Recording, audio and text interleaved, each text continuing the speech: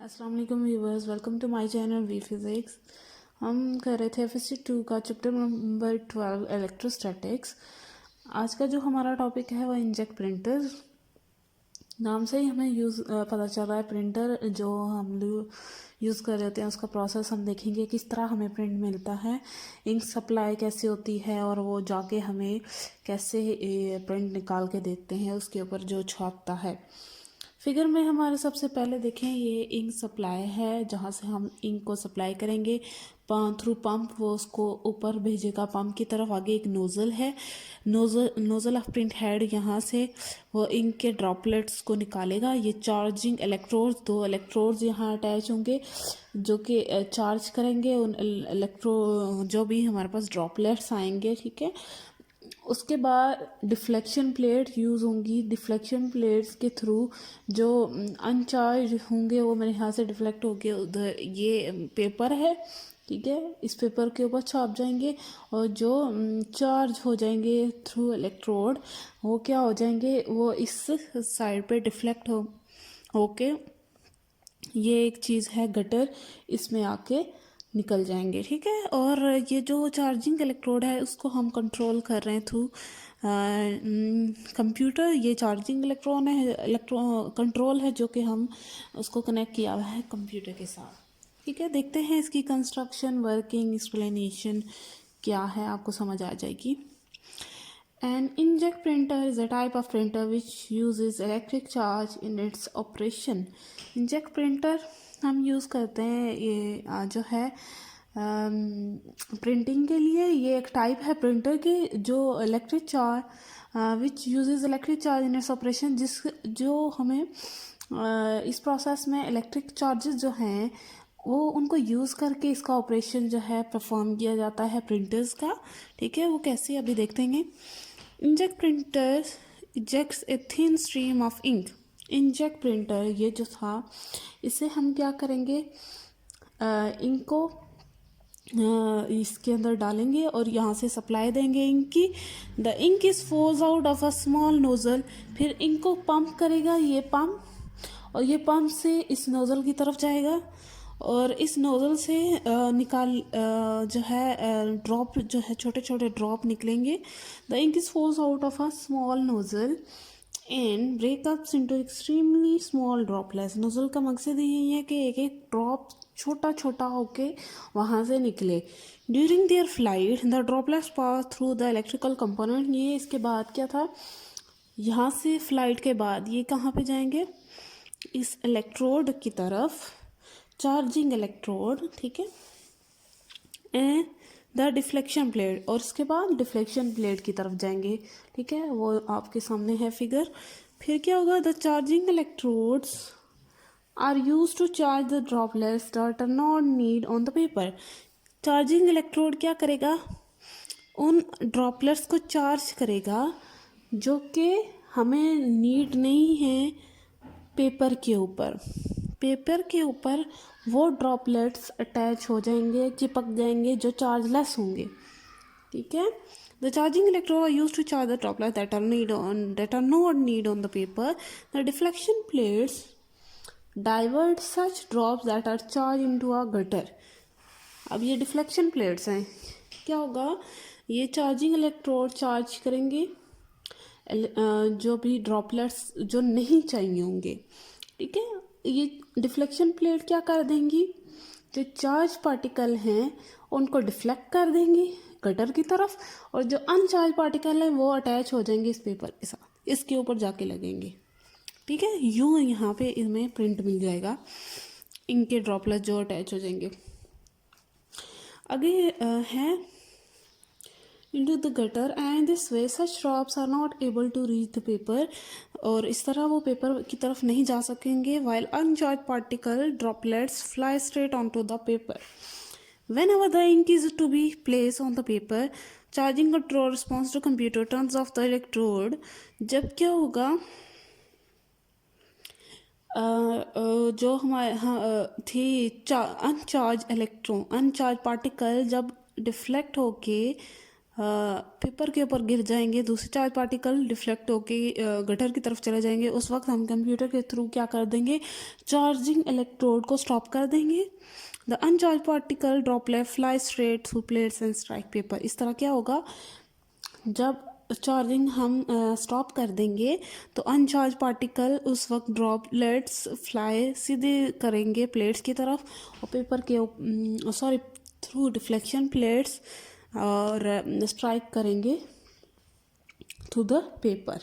ठीक है, ये एक था छोटा सा टॉपिक। इंकजेट प्रिंटर जो है प्रिंटर्स की एक टाइप है जो हमें प्रिंट हम पेपर के ऊपर लेते हैं, वो एक ऐसा प्रोसेस था। आज का जो हमारा टॉपिक है जो इम्पोर्टेंट वो है इलेक्ट्रिक फ्लक्स। ठीक है, इलेक्ट्रिक फील्ड लाइंस हम पढ़े थे। ठीक है, अभी वही चल रहा है। अब जब किसी भी सरफेस एरिया को हम रख दें, किसी भी सरफेस एरिया को हम अगर वहाँ किसी भी जगह पे रख दें और उसके अंदर से हम फील्ड लाइंस जो है पास करवाएं, ठीक है, तो उस एरिया से जो फील्ड लाइन प्रोड्यूस हुई होती हैं उसको कहते हैं हम इलेक्ट्रिक फ्लक्स। ठीक है, ये फॉर एग्जांपल एक एरिया लिया है। ठीक है, इस तरह हमने इस एरिया को प्लेस कर दिया। ठीक है, यूं कर दिया या जिस तरह भी, तो उससे ये कोई भी ऐसी चीज़ हो जो हमने यूं इस तरह प्लेस की हो, परपेंडिकुलरली प्लेस की हो, आपकी मर्जी, वो आगे केसेस हैं वो आपको पता चल जाएगा। तो उस एरिया से हम अगर इलेक्ट्रिक फील्ड लाइन जो है पास करवाएं, उस एरिया की जो हमारे पास आएगा फील्ड लाइन पास होंगी वो हमारे पास इलेक्ट्रिक फ्लक्स कहलाएगा। The number of field lines passing through a certain element of area, कोई भी सर्टेन एलिमेंट एरिया का हम ले लें, उससे इलेक्ट्रिक फील्ड लाइन पास कराएं तो उसको हम क्या कहेंगे, electric flux through that area. It is denoted by Greek letter phi, इसको हम बोलते हैं फाई। ये सिंबल यूँ सर्कल डालेंगे, आप यूँ ऐसे लाइन डाल देंगे, इट इज़ कॉल्ड फाई। ठीक है, फाई हम इसको बोलते हैं जो कि कहलाता है इलेक्ट्रिक फ्लक्स। ठीक है, मैथमेटिकली डिफिनेशन क्या है, मैथमेटिकली हम कैसे लिख सकते हैं, the electric flux, phi E से मतलब electric flux through a pitch of flat surface. Flat surface means यूँ सीधी सरफेस होगी। ठीक है, तो टेढ़ी मेढ़ी नहीं होगी। फ्लैट सरफेस से जो इलेक्ट्रिक फ्लक्स पास हो जाएगा होगा is defined as the scalar product of electric field. Electric field का प्रोडक्ट किससे, इलेक्ट्रिक फील्ड इंटेंसिटी का प्रोडक्ट लेंगे हम with vector area A. Phi is equal to E dot A, दोनों का डॉट प्रोडक्ट लेंगे तो वो इक्वल हो जाएगा फ्लक्स के। ठीक है, तो फाई ई डॉट ए है तो हमारे पास जो एंगल बनेगा वो कॉज ऑफ थीटा बनेगा। आगे मेरे ख्याल से इसी के आगे हमारा टॉपिक आएगा डॉट प्रोडक्ट और cross product. Sorry, first year में आपने पढ़ा होगा डॉट प्रोडक्ट पे आपके पास जो थीटा बनता है वो कॉस बनता है और क्रॉस प्रोडक्ट में साइन थीटा बनता है। ठीक है, वो आप फर्स्ट ईयर में है टॉपिक। ठीक है, एंगल हमें क्या बता रहा होता है कि इसकी डायरेक्शन क्या है। फिर theta is the angle between E and A. E and A का दरमियान हमारे पास एंगल है जो कि थीटा कहलाएगा। Electric flux being a scalar product is a scalar quantity, दोनों ये स्केलर प्रोडक्ट हैं, हमें स्केलर प्रोडक्ट मिला है इसीलिए ये स्केलर क्वांटिटी है। ठीक है, unit flux, unit of electric flux क्या होगा, हमने इलेक्ट्रिक फील्ड लाइन पीछे ही टॉपिक किया था, एफ ओवर क्यू हमारे पास आया था। Electric flux sorry electric field intensity वो आई थी एफ ओवर क्यू। तो एफ फोर्स का यूनिट न्यूटन है, क्यू चार्ज है उसका यूनिट कूलम है। तो न्यूटन पर कूलम हमारे पास इलेक्ट्रिक फील्ड इंटेंसिटी का यूनिट था। एरिया का यूनिट हम जानते हैं मीटर स्क्वायर है। तो फिर फ्लक्स का क्या यूनिट होगा, ई का न्यूटन पर कूलम और एरिया का मीटर स्क्वायर। तो that is the unit of electric field electric flux. ठीक है, यूँ भी हम फाइंड कर सकते हैं यूनिट। ठीक है, तो यूनिट है हमारे पास इलेक्ट्रिक फ्लक्स का न्यूटन पर कूलम मीटर स्क्वायर। ठीक है, आगे हम देखते हैं कि इलेक्ट्रिक फ्लक्स किसके ऊपर डिपेंड कर रहा है। ठीक है, सामने हमें नज़र आया, एक तो इलेक्ट्रिक फील्ड लाइंस के ऊपर हमारा कि डिपेंड कर रहा है कि पर यूनिट एरिया पे कितनी इलेक्ट्रिक फील्ड लाइंस पास हो रही हैं। दूसरा एरिया पे डिपेंड करेगा, नंबर ऑफ लाइंस पे और एरिया पे डिपेंड करेगा। और तीसरा orientation of the surface, surface किस तरह हमने रखी होगी उस पे भी डिपेंड करेगा। अगर यूं परपेंडिकुलरली सरफेस अगर रखी होगी तब कैसे इलेक्ट्रिक फील्ड लाइंस पास हो रही होंगी, तो हमारे पास फ्लक्स क्या आएगा, ये सब एंगल उसका जो होगा, ओरिएंटेशन एंगल जो होता है वो हमें बता रहा होता है। तो उसकी ओरिएंटेशन डिफरेंट हो जाएगी जब सरफेस एरिया अगर डिफरेंटली प्लेस किया जाएगा। अभी आप करेंगे तो आपको आगे हम करेंगे आपको पता चल जाएगा। ठीक है, या यूँ सीधा आपके अगर हॉरिजॉन्टली प्लेस होगा सरफेस एरिया तब क्या होगा, वर्टिकली प्लेस होगा तब क्या होगा, यूं तिरछा अगर प्लेस हो सरफेस एरिया तो तब क्या होगा। देखते हैं, स्पेशल केसेस हैं। ठीक है, सबसे पहला केस देखते हैं। अच्छा, सबसे पहला केस ये है कि जब हम सरफेस एरिया जो होगा वो अगर वो एलिमेंट परपेंडिकुलरली प्लेस करें। कैसे, एग्जांपल ले लेते हैं। ये देखें आप मेरे हाथ को, ये फॉर एग्जांपल अब मैं उस तरह यूं इस तरह रखना था, लेकिन मोबाइल है तो इस वजह से मैं उस तरह कर नहीं सकती। ठीक है, तो सपोज करें मेरा हाथ यूं इस तरह परपेंडिकुलर है यूं। ठीक है, तो हर सरफेस एरिया का एक नॉर्मल होता है। ठीक है, जो उसकी बता रहा होता है कि नॉर्मल उसका मिडल पॉइंट होता है। ठीक है, ये परपेंडिकुलर है। ठीक है, फॉर एग्जांपल ये, ठीक है, इसका नॉर्मल ये है। परपेंडिकुलर सरफेस का नॉर्मल इस तरह आएगा। ठीक है, फ्लैट अगर मैं यूं करूं तो तब इस सरफेस का नॉर्मल इस तरह आ जाएगा। ठीक है, वर्टिकली जब प्लेस करेंगे तो इस तरह आ जाएगा, हॉरिजॉन्टल जब प्लेस करेंगे तो नॉर्मल इसका यूं आएगा। पहला केस ये है जब हम area element plane of the surface is held perpendicular, perpendicular हम प्लेस किया, या हम कह सकते हैं कि वेक्टर एरिया पैरेलल है इलेक्ट्रिक फील्ड लाइन के। ठीक है, इस साइड पे इसका नॉर्मल है तो हमने इसी साइड पे इलेक्ट्रिक फील्ड लाइंस भी पास करवाई हैं। इलेक्ट्रिक फील्ड लाइंस की डायरेक्शन भी यही है और नॉर्मल वेक्टर एरिया भी इसी डायरेक्शन पे है। तो जब दो पैरेलल चीज़ें हो जाएं, ठीक है, ये दो पैरेलल चीज़ें जब हो जाएं तो तब जो एंगल इसके दरमियान इन दोनों क्वांटिटी के बनता है वो 0 डिग्री बनता है।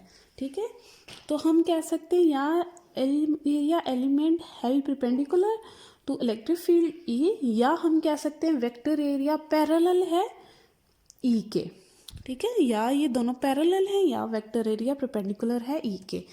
तो हम फ्लक्स लिखते हैं, फ्लक्स क्या है, E dot A that is equals to E A cos of theta. इस केस में हमारे पास थीटा 0 डिग्री होगा तो E A cos of 0 degree, cos 0 आपके पास 1 के इक्वल होता है तो कॉस 0 की जगह 1 आ गया। तो इस केस में हमारे पास फ्लक्स मैक्सिमम पास होगा जब एरिया एलिमेंट परपेंडिकुलरली प्लेस होगा to the electric field intensity E. ठीक है, इलेक्ट्रिक फील्ड लाइन जो पास हो रही होंगी इस वक्त हमारे पास फ्लक्स मैक्सिमम होगा। दूसरा केस देखें। अब दूसरे केस में हमने यूं हॉरिजॉन्टली प्लेस किया है वेक्टर एरिया को, तो ये इसका नॉर्मल है। ठीक है, अब नॉर्मल इसका परपेंडिकुलर आ गया है, तो अब हमारे पास जो इलेक्ट्रिक फील्ड लाइन होंगी वो इस तरह पास होंगी। ठीक है, ये इलेक्ट्रिक फील्ड की लाइन ब्लैक पॉइंट जो इलेक्ट्रिक फील्ड लाइंस की डायरेक्शन शो करेगा, और ये जो है आपको शो करेगा वेक्टर एरिया। अब वेक्टर एरिया इस तरह है, इलेक्ट्रिक फील्ड लाइन इस साइड पे है, तो अब जो एंगल बनेगा वो 90 डिग्री बनेगा। ठीक है, अब ये देखें जो 90 डिग्री हमारे पास एंगल बनेगा दोनों क्वांटिटी के दरमियान। इलेक्ट्रिक फील्ड लाइन की डायरेक्शन इस साइड है और जो है परपेंडिकुलरली जो चीज़ नॉर्मल है उस सरफेस का। ठीक है, तो देखते हैं क्या होता है। When area element plane of a surface had parallel to E. अब क्या हुआ, सरफेस ऐसी है, ठीक है, यू सरफेस, इसका नॉर्मल ये, ठीक है, और इसी साइड पे हमने इलेक्ट्रिक फील्ड लाइन प्रोड्यूस की हुई है। तो अब वेक्टर एरिया इसी तरह प्लेस किया हुआ है, लेकिन फील्ड लाइन भी इसी तरह जा रही है, तो ये दोनों इस तरह हैं प्लेस हुई। लेकिन इसका नॉर्मल क्या है, ये इलेक्ट्रिक फील्ड लाइन और नॉर्मल जो एरिया होगा वेक्टर एरिया, उसके दरमियान एंगल 90 डिग्री का। So vector area A is perpendicular to E, then phi is equal to E A cos of theta, theta at this case is 90 degree, E A cos of 90 degree, cos 90 हमारे पास 0 के equal होता है। तो इस case में flux जो होगा वो मिनिमम आएगा हमारे पास, जब क्या होगा, vector area is perpendicular to E.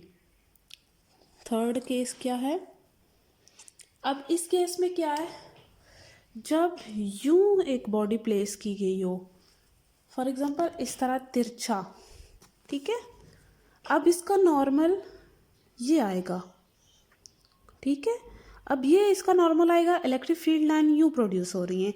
अब इस केस में ना हमें पता चल रहा है कि क्या वेक्टर एरिया परपेंडिकुलर है या जो है वेक्टर एरिया वर्टिकली प्लेस है या हॉरिजॉन्टली प्लेस है।